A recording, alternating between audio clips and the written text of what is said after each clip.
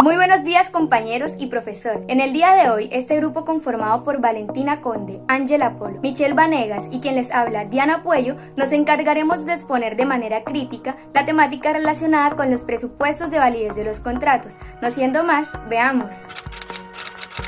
Para conocer cuáles son los presupuestos de validez, primeramente se hace necesario conocer bajo qué figuras se desarrollan, por lo que en mutuo acuerdo destacamos la manera en la que el equipo inicia el escrito, pues realizan una definición acerca de la figura del contrato, que es aquella en la que se generan estas condiciones mínimas que deben cumplirse para que éste pueda ser legal. Se encuentra regulado en el artículo 1495 del Código Civil, definido como un acto por el cual una parte se obliga para con otra a dar, hacer o no hacer alguna cosa. Cada parte puede ser de una o varias personas. Ahora sí, teniendo claro lo anterior, podemos dar paso a los presupuestos de validez de un contrato. Como lo dije anteriormente y como el grupo mismo lo menciona, son presupuestos de validez el sometimiento del acto al ordenamiento jurídico y el cumplimiento de las formalidades que se exigen para su producción o esas condiciones mínimas que deben cumplirse para que el contrato sea válido. Dichos requisitos se encuentran estipulados en el artículo 1502 del Código Civil, siendo 4 en total. Primero, ser legalmente capaz. En Colombia, la capacidad consiste en la facultad de poder obligar a una persona sin la autorización de otra. Sin embargo, el artículo 1503 precisa que serán incapaces aquellas personas que la ley así las declare. La capacidad se divide principalmente en dos: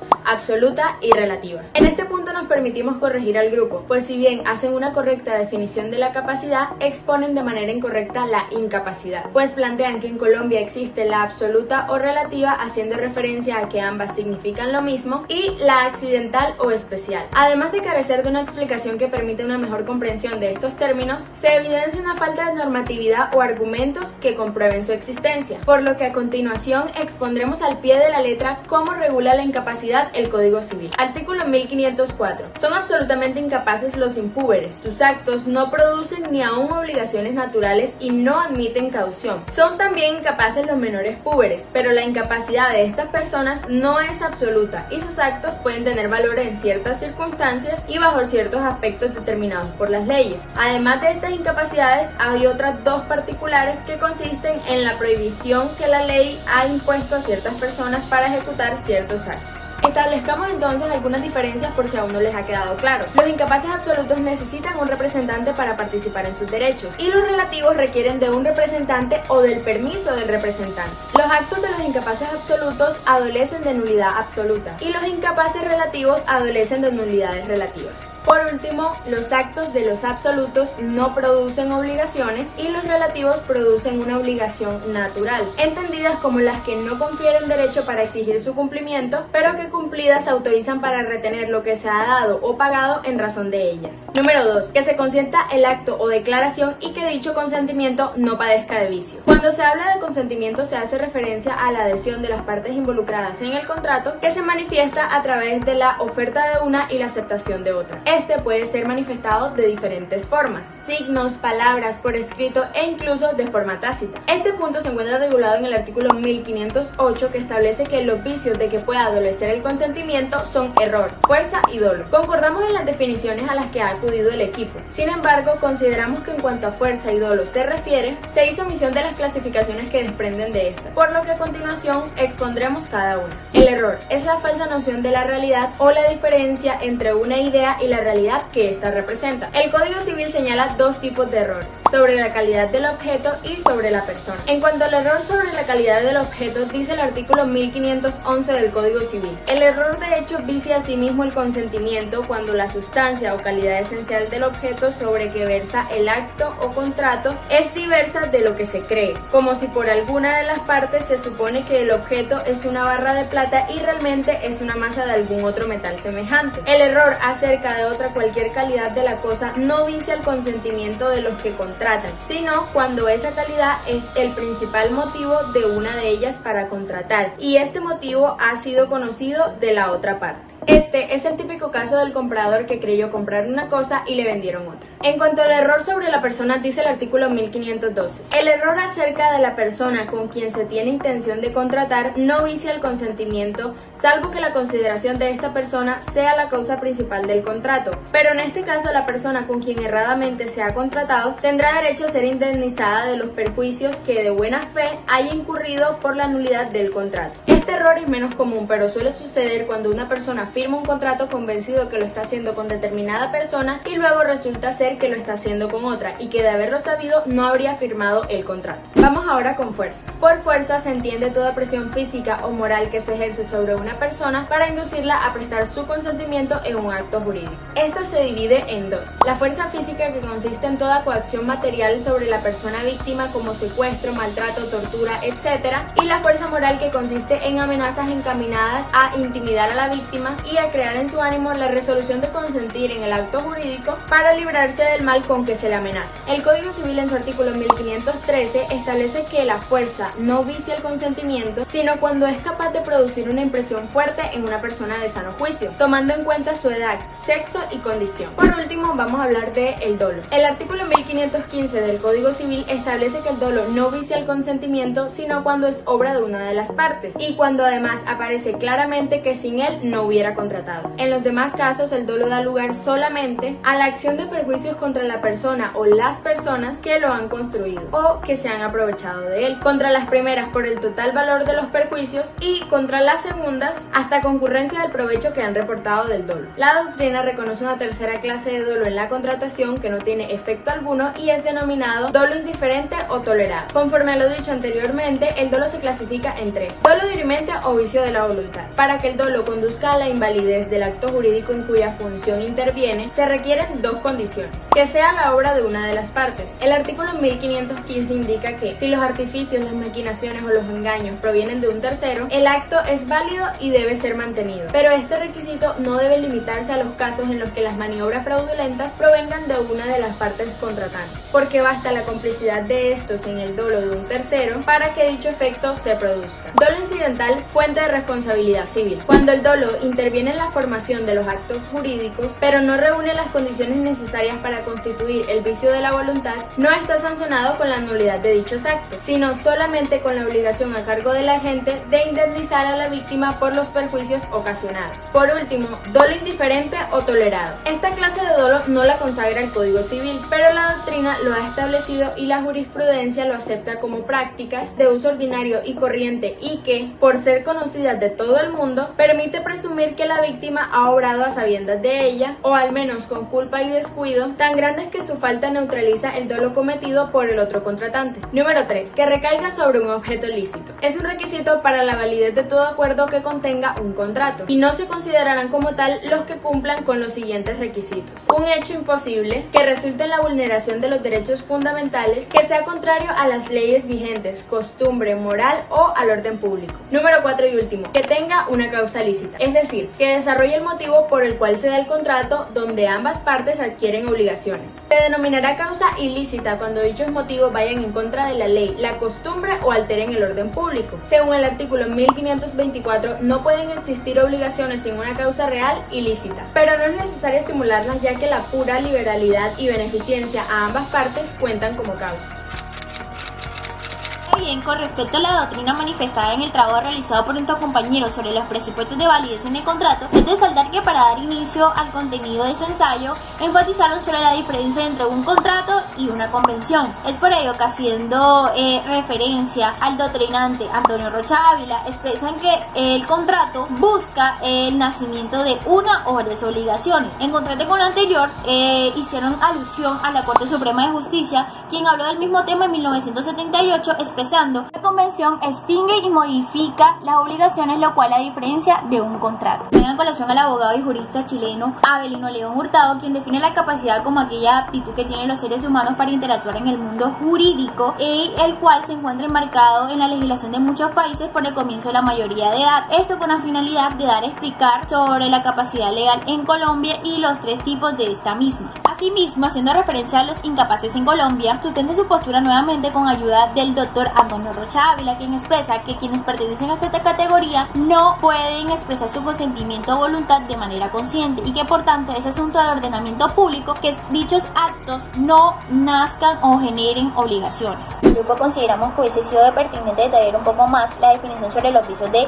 consentimiento para poder así avanzar más adelante sobre su categorización. Es por ello que decidimos agregar la opinión del jurista y ex magistrado Luis Díaz Picasso, quien es español y quien expresa que para que el contrato contrato nazca es presupuesto que sea obra de la voluntad libre y consciente de quienes lo otorgan. Esta debe ser consecuencia de un consentimiento serio, espontáneo y libre. Cuando no concurren estas circunstancias, se va a encontrar el consentimiento viciado. También creemos que hubiese sido de gran ayuda expresar o explicar por medio de la doctrina lo que manifestaban los artículos a respecto de los vicios de consentimiento por fuerza y dolo. Es así que decidimos añadir la opinión del reputado erudito Hernán Valencia Restrepo, quien afirma que la fuerza en un sentido estrictamente jurídico es la coacción ejercida ilegítimamente contra alguien a fin de inducirlo a celebrar un negocio.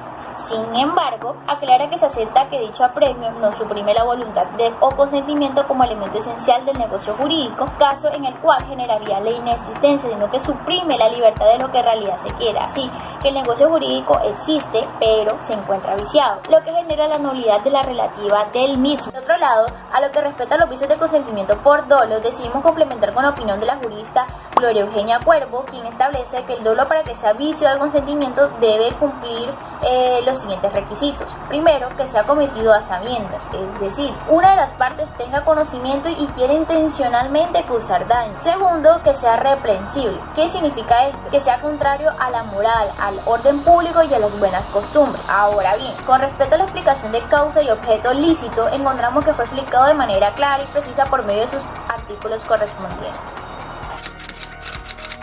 Y de manera consecuente con lo antes mencionado, cabe destacar que uno de los aspectos resaltados dentro de la realización del trabajo fue la jurisprudencia, acto que sirve para analizar de manera práctica los conceptos y los presupuestos que se han desarrollado a lo largo de la investigación. Sin embargo, el grupo al hacer el análisis observó que se hizo omisión de esta, por lo que nos permitimos resaltar la sentencia SC 1681 de 2019, la cual fue un caso llevado hasta la Sala de Casación Civil de la Corte Suprema de Justicia, en donde el demandante Luis Armando Romero pretendía la declaración de nulidad de un contrato de compraventa realizado contra los demandados Benedicto Romero y Oscar López sobre el predio rural La Argentina, ubicado en Trinidad Casanare. Este pedía la nulidad del contrato, ya que alegaba que se había celebrado con omisión de los requisitos de validez que la ley civil exige. Por tanto, este decía que su consentimiento se hallaba viciado por la fuerza, pretendiendo que entonces, primero, se declarara la nulidad del contrato celebrado. Segundo, que los compradores tuvieran que devolver todos los frutos obtenidos por parte de este inmueble desde la fecha de constitución del mismo, que fue el 6 de julio del 2001, y además que estos fueran los encargados de volver las cosas a su estado normal antes de la precedencia de la escritura pública celebrada. Y no siendo más, de manera subsidiaria, alegó que se declarara la lesión enorme, que estos tuvieran que pagar las costas del proceso y que completaran el precio real del bien inmueble. El demandante alegó que fue víctima de extorsión y de violencia generalizada por parte de grupos ilegales que se encontraban en la zona, por lo que fue desplazado de manera forzosa del predio rural, teniendo que dar en venta el bien inmueble en mención, no siendo este ni su voluntad ni su consentimiento real, ya que se encontraba coaccionado de manera física y moral. Por tanto, el juzgado promiscuo del circuito de Orocue decidió fallar a favor de las pretensiones del demandante. No conforme con esto, los demandados deciden interponer recurso de apelación. Estos alegan que no hay inexistencia de los requisitos para la nulidad, que hay una desaparición de la violencia por haber transcurrido 4 años desde la constitución o celebración del contrato, y además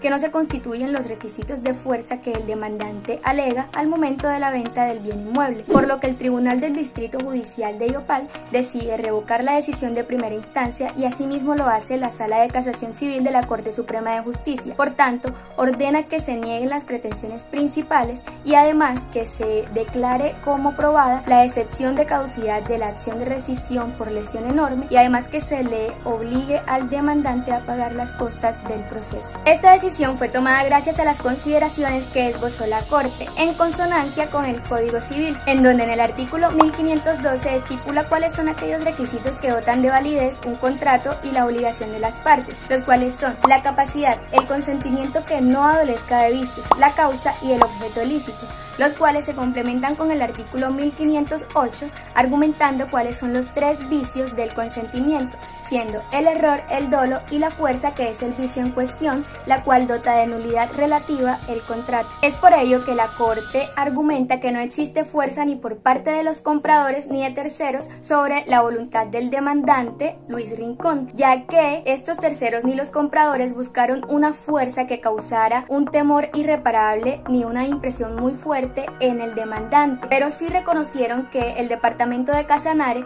fue víctima de las altas violencias generadas por grupos paramilitares o guerrilleros en esta zona, obligando a los dueños de los fundos a pagar unas llamadas vacunas, los cuales de no hacerlos corrían el riesgo de perder sus bienes e incluso la vida. Por ende, aunque se reconoce que este fue desplazado de manera forzosa, no puede decirse que estos hechos fueron determinados por estos compradores ni los terceros a distorsionar la voluntad del mismo, por lo que fueron externos a la constitución del contrato de compraventa. Además, el artículo 1954 del Código Civil estipula que la acción rescisoria expira en los 4 años siguientes a la constitución del contrato, siendo que este no es un término de prescripción sino de caducidad, y en el caso en cuestión, el contrato se constituyó el 6 de julio del 2001, cumpliéndose los 4 años el 5 de julio del 2005. Durante este tiempo, el demandante no interpuso la acción de rescisión sino hasta el 6 de noviembre del 2007, por lo que ya se encuentra fuera de los límites y el tiempo establecido por la ley. Otro dato a tratar es que la sentencia C-305 del 2019 también nos sirve para ahondar en esta temática. Es una sentencia de inconstitucionalidad en contra del inciso 4 del artículo 1750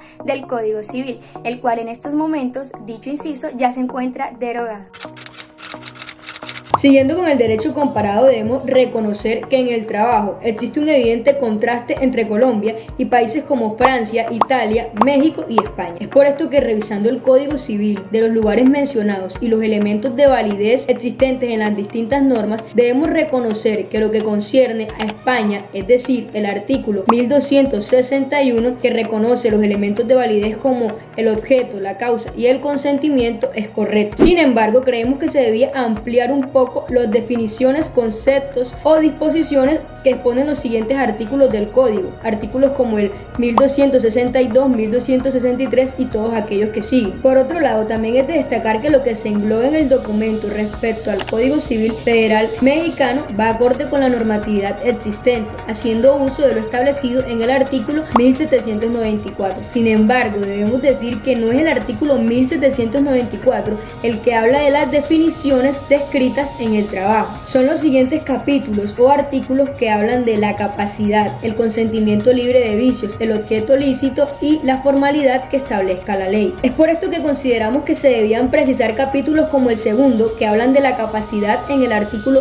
1798, y el tercero, que habla del consentimiento desde el artículo 1803. Ahora bien, hablando de Francia, además del artículo 1108 que menciona objeto, causa y capacidad, creemos adecuado agregar el artículo 1127 de la misma norma, que nombra el consentimiento de las partes, su capacidad para contratar y el objeto lícito y cierto, lo que en gran parte se parece a las disposiciones del Código colombiano. Por último, nos corresponde decir que en el trabajo en Italia se habla de los requisitos del contrato, que son el acuerdo de partes, el objeto, la causa y las formas ad solemnitate. Indagando un poco más respecto al tema, encontramos en un texto de traducción que en el artículo 1325 se pueden encontrar estos nombres. Y bueno, si quieren seguir investigando sobre los requisitos o presupuestos de validez en los diferentes países, les vamos a dejar rápidamente los siguientes datos. En Argentina no se mencionan o enumeran requisitos de validez. El Código Civil paraguayo, en su artículo 673, habla de los elementos de validez, que son el consentimiento, el objeto y la forma. Y el Código Civil chileno y uruguayo mencionan consentimiento, capacidad, causa y objeto. No queda más que decirles que llegamos al final de nuestra sustentación. Muchas gracias, profesor, compañeras y compañeros, por prestar de su tiempo y de su atención.